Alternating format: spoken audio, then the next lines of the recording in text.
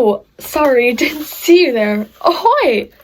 Well, I guess you're wondering what we are doing on a ship this time. Well, we are not talking about astronomy today. We will be talking about what's in the ocean. What's the ocean made of? You can guess, it's water. But without further ado, let's go to the other side of the ship so I can show you some of the stuff that is in the ocean. Alright, today we will need one of these. No, it is not a map. It is one of those things where you can see from very far away. It's like binoculars, but with just one lens. Anyways, today we will be looking at dolphins. Isn't that really cool? Dolphins. They are probably one of the smartest species on the earth. So, they hold up so much brain capacity that it's almost like as if they were human. But no, they are dolphins, but they are extremely intelligent. Next, oh, what's over here?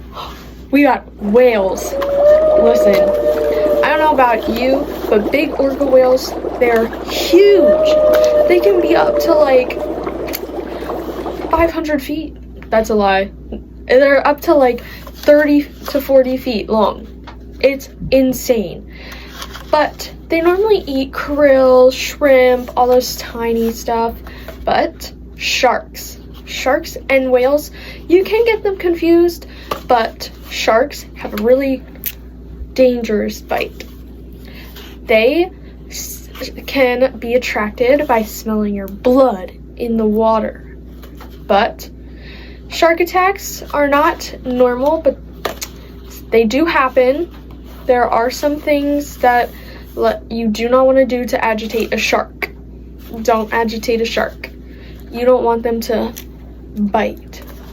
Now, next we are going to talk about some other animal, but I would show you the rest of my crew, but my crew has been a little bit busy today. They are fishing like this. This is how we fish. We use this huge, gigantic net. Now that net is where we collect all the fish. Like if you've seen Finding Nemo, that fish at the end of the movie, like the fishing net that like goes up, that's what we do to fish. Or you can use the rod to also fish. But we found that these nets are more efficient to catch fish. Now, this is where us pirates eat. I know it doesn't seem big and we don't really have a lot of efficient food, but we do eat a lot of fish, unfortunately, because that's the only thing we capture and whatever we bring on board. Sorry, you caught me at a really bad time. I'm trying to fight off these freaking sea pirates that came and boarded our ship. Now, this doesn't regularly happen when you are a pirate, but sometimes you gotta take means necessary to get rid of those pirates. Anyways, so we don't just stay on the ship all the time.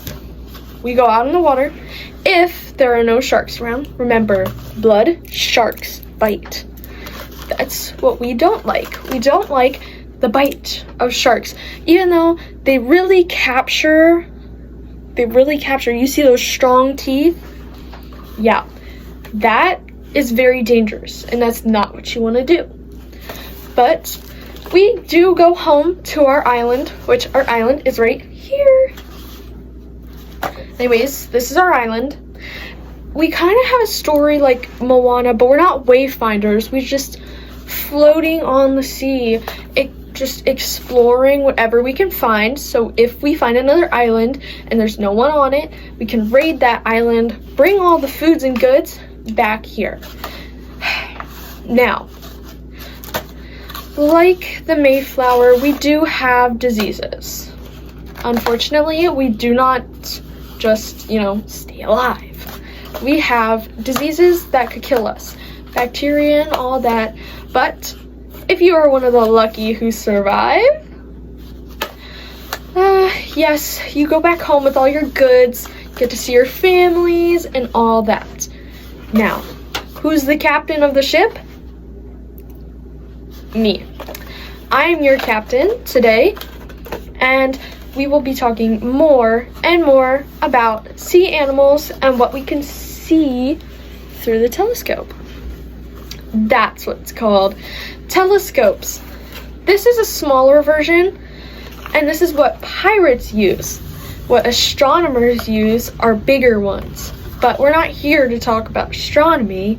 We're here to talk about marine life and what could possibly be in store for us, which is pretty great.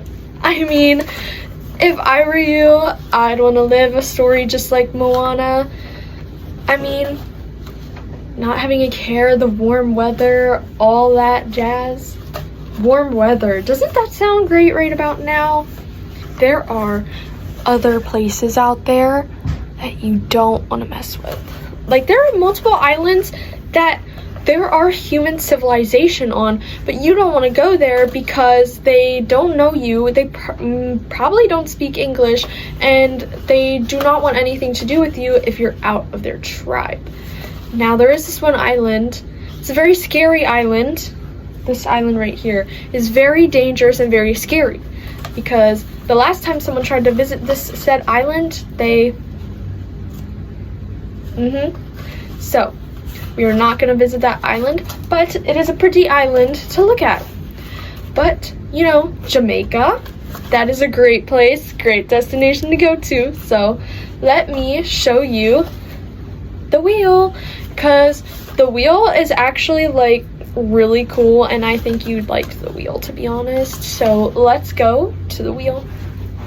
All right, so we are guiding the ship places, making sure that the ship does not move or anything like that.